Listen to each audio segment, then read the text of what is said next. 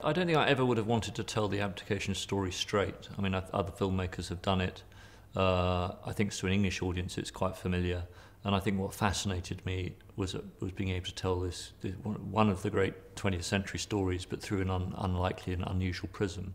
And the great thing about telling it through the prism of Bertie and Lionel Logue's relationship is that it cuts at the heart of the fear about the new king, which is that, is he up to the job?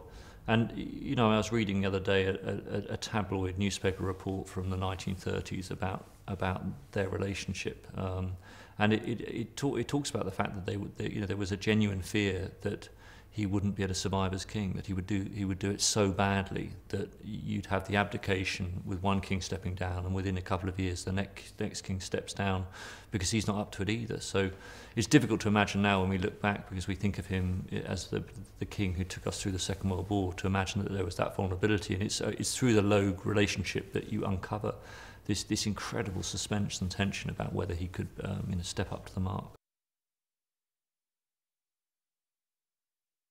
He has a very incredible brain. He's a very clever man. So his command of the subject and Bertie's story was pretty formidable by the time we started shooting, and I thought he brings a wonderful specificity to the role.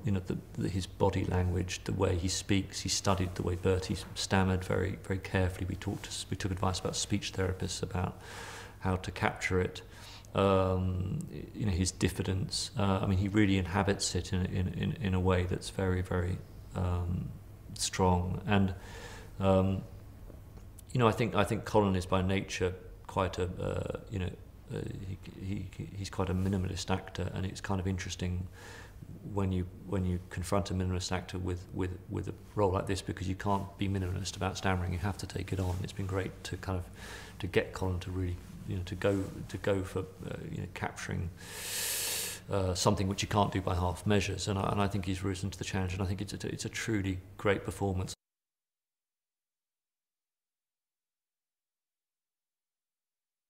I go to the cinema to be moved, and this film is a real tearjerker, I think, in more than one place, and it combines with that humour, it combines with that a terrific yarn. I mean, the story of the abdication is an incredibly impactful story, and then the coming of the Second World War to top that gives the film a great climax, and you're also getting the chance to see in one movie one of the greatest collections of sort of living actors I think you could get together in a movie in terms of British actors and Australian actors.